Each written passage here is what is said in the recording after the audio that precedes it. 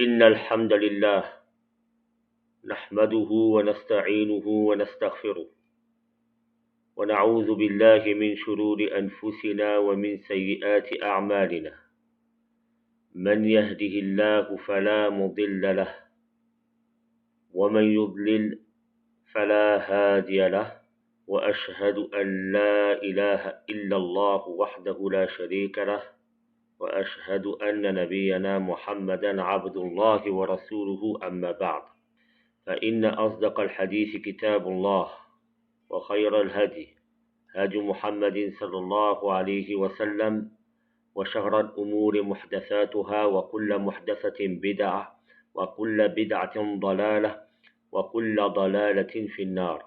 Avant de rentrer dans le vif du sujet et de commencer à parler de la biographie du prophète wassalam, en tant que tel, c'est la méthodologie employée pour aborder l'étude de la biographie du prophète wassalam.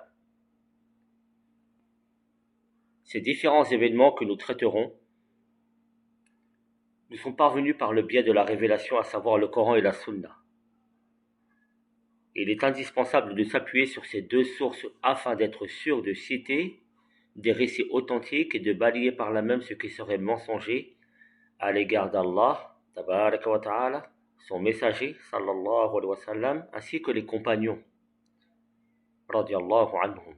Quant aux récits rapportés par des chaînes de transmission faibles, ils peuvent être utilisés afin de conforter ce qui existe déjà comme récit authentique, mais ils ne doivent en aucun cas servir de base historique.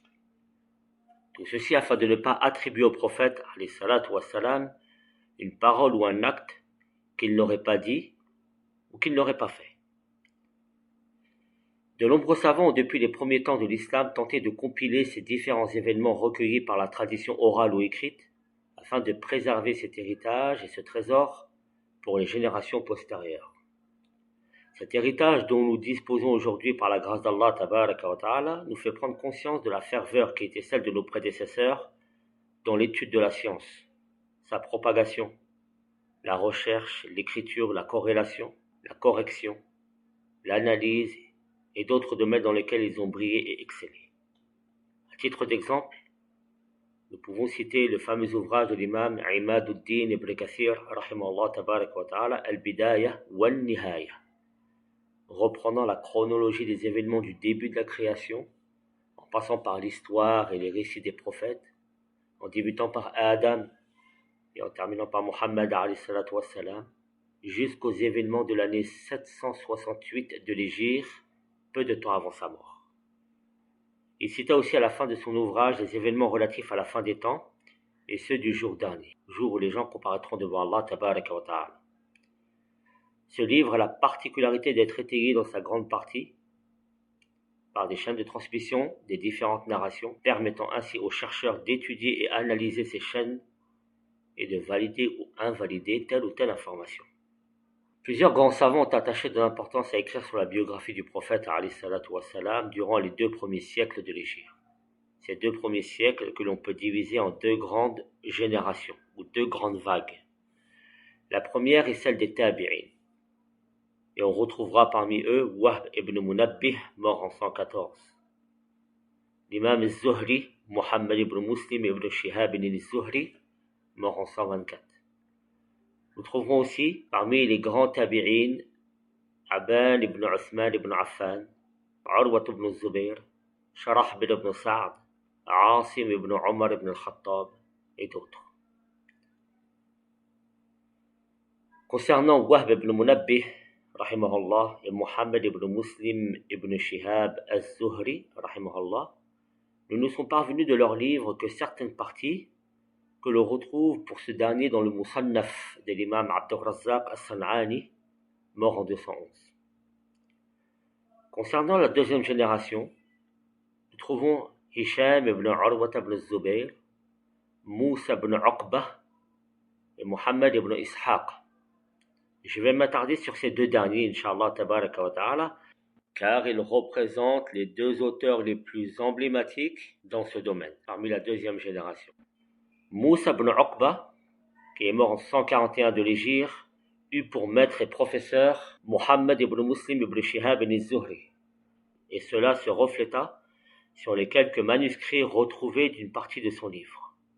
En effet, on constata dans sa méthodologie qu'il attachait une extrême importance à citer les chaînes de transmission avec précision, de citer les événements de la vie du prophète alayhi salatu wassalam dans l'ordre chronologique en s'appuyant partiellement sur le travail de son cheikh, le grand muhaddith Ibn Shihab az-Zuhri, rahimahullah. D'ailleurs, l'imam Malik, rahimahullah tabarak wa ta'ala, a dit de Moussa ibn Uqba: étudiez le livre de Moussa ibn Uqba, car cet homme est fiable et intègre. Fin de citation.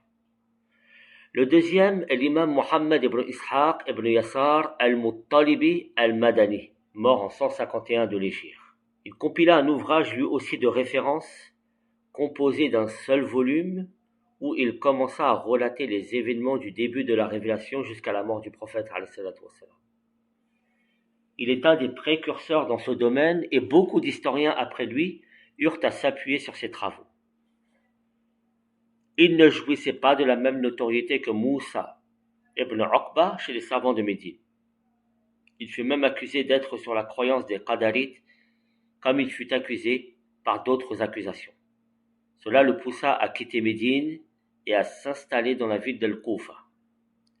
Cependant, son livre et son travail restent la principale référence dans ce domaine en tant que livre écrit sur la biographie, car le livre de Moussa ibn Uqba, quant à lui, a été perdu, et on ne retrouvera qu'une infime partie de son manuscrit en 1904, c'est-à-dire au début du XXe siècle.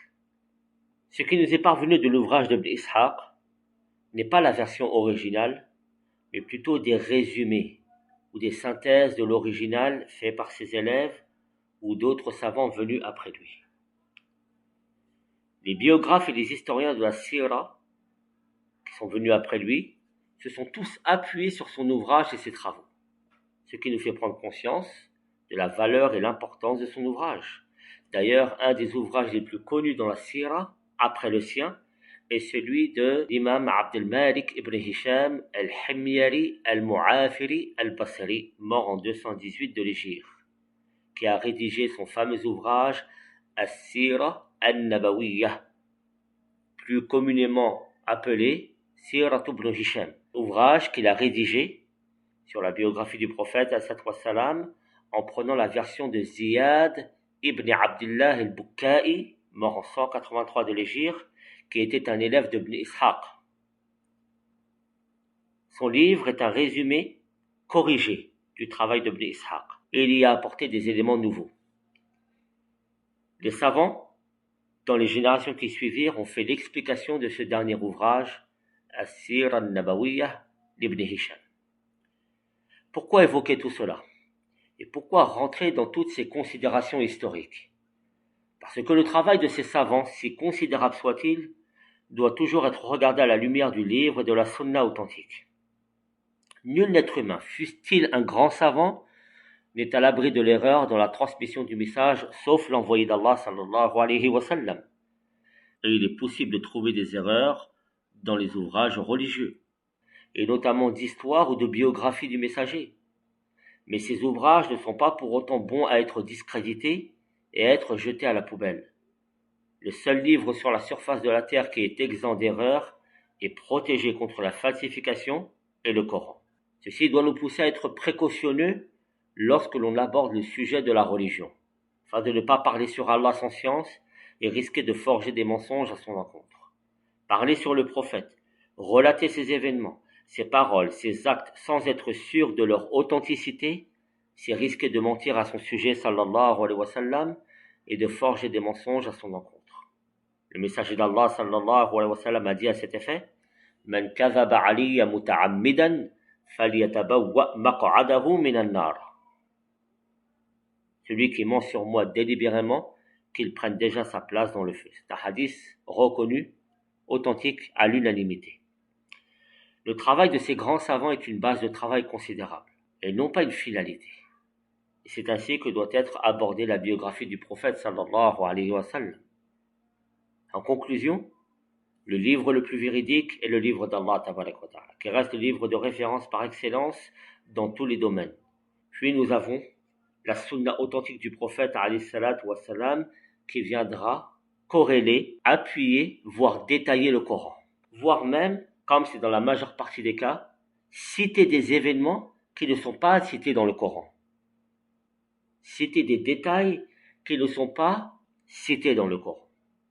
De ce fait, le Coran et la sunna restent les deux sources principales pour étudier la vie du prophète alayhi salatu wassalam. Le travail d'Ibn Ishaq, de Moussa ibn Uqba et de tous les savants qui ont été cités auparavant viendra nous faciliter cette approche, viendra nous servir de base de travail. Mais chacun de ces livres et chacun de ces travaux devra être regardé sous la lumière du livre d'Allah et de la sunna du prophète alayhi salatu wassalam. J'ai tenu à vous évoquer cela en introduction à l'étude de la vie du prophète alayhi salatu wassalam, car ces points me paraissaient importants. Nous allons nous intéresser, Inch'Allah tabaraka wa ta'ala, à la lignée du prophète alayhi salatu wassalam. Nous savons que le messager sallallahu alayhi wa sallam est un descendant de Quraysh. Quraysh est le surnom d'un des ancêtres du messager sallallahu alayhi wa sallam, qui s'appelait Fihr ibn Malik. Et selon un avis, Quraysh serait le grand-père de ce Fihr, à savoir Al-Nadr ibn Kinana. Donc Quraysh est le surnom d'un homme qui faisait partie des ancêtres du prophète alayhi wa sallam. Et cet homme s'appelait Fihr ibn Malik selon un avis, ou alors Al-Nadr ibn Kinana selon un deuxième avis, qui serait le grand-père de Fihr. Si nous remontons un peu plus haut dans l'ascendance du prophète alayhi wa sallam, nous trouvons au niveau du 9e grand-père de Quraysh le nom de Adnan. Et Adnan est un descendant de Ismaïl alayhi salatu wassalam. Sur la base de ceci, nous en concluons que le prophète alayhi salatu wassalam est un descendant de Ismaïl, le fils d'Ibrahim alayhi salam, par le biais de Quraysh, puis de Adnan, qui lui-même est un descendant de Ismaïl. Nous verrons un peu plus loin quels sont les ascendants du messager sallallahu alayhi wa sallam entre lui et Quraysh. Ce que l'on peut déjà dire est que le prophète alayhi salatu wa sallam est un descendant de Quraysh, qui est lui-même un descendant de Adnan, qui est lui-même un descendant de Ismaïl, fils d'Ibrahim alayhi salatu wa sallam. Comme ceci est rapporté par l'imam al-Bukhari sous le numéro 3851. Je reviendrai sur ce hadith un peu plus loin. Il y a une remarque importante ici à souligner. L'imam al-Baghawi, rahimahullah tabaraka wa ta'ala, a dit « Toute lignée au-dessus de Adnan n'est pas vérifiée. » Toute lignée au-dessus de Adnan n'est pas vérifiée. De même, Ibn Sa'd, dans ses Tabaqat, a dit « La chose convenue chez nous est de nous abstenir de citer les ascendants au-delà de Adnan jusqu'à Ismaïl. » Il y a comme une zone de flou ou d'incertitude. Ibn al-Qayyim, rahimahullah tabaraka wa ta'ala, a dit dans Zad al-Ma'ad, jusque-là, il est connu que c'est authentique de manière unanime chez les généalogistes, sans aucune divergence. Au-delà de Adnan, il y a une divergence. Cependant, il n'y a aucune divergence sur le fait que Adnan est un descendant de Ismaïl. Autrement dit, la lignée du prophète alayhi salatu wassalam est connue homme par homme, ancêtre par ancêtre, de lui jusqu'à Adnan. Puis, entre Adnan et Ismaïl, il y a une zone de flou. On ne sait pas exactement combien il y a d'hommes entre Adnan et Ismaïl, et on ne sait pas quels sont ces hommes exactement. La chose dont on est sûr est que Adnan est bien un descendant de Ismaïl, et ceci par la parole du prophète alayhi salatu wassalam. Et ceci explique les paroles de l'imam al-Baghawi, de l'imam Ibn Sa'd et de l'imam Ibn al-Qayyim rahimahumullah. Les descendants de Ismaïl alayhi salam sont des Arabes arabisés et non des Arabes de souche. Leur ancêtre Ismaïl alayhi salatu wassalam s'est installé dans la péninsule arabique près de la Mecque et a appris à vivre comme les Arabes et à parler leur langue. Je vous renvoie au cours sur Ismaïl dans la série L'histoire des prophètes pour plus de détails concernant cela. Nous évoquerons demain, Inch'Allah tabaraka wa ta'ala, la tribu du prophète alayhi salatu wa salam, Quraysh, et quelles sont ses différentes ramifications, et quels sont les liens qu'il y a entre ces différentes tribus. Ceci nous aidera grandement à comprendre la situation qui était celle des Arabes lorsque le prophète alayhi salatu wa salam a été mandaté en tant que prophète. Il est important de connaître ces connexions tribales, ces liens qui unissaient ces différentes tribus entre elles, les pactes qu'il y avait entre elles. Il est important de comprendre tout cela afin de comprendre les enjeux, les tenants et les aboutissants de la situation dans laquelle a été envoyé le messager d'Allah sallallahu alayhi wa sallam. نسأل الله تبارك وتعالى أن يوفقنا لما يحبه ويرضى ونسأله تبارك وتعالى الهدى والتقى والعفاف والغنى. سبحانك اللهم وبحمدك أشهد أن لا إله إلا أنت أستغفرك وأتوب إليك. والسلام عليكم ورحمة الله وبركاته.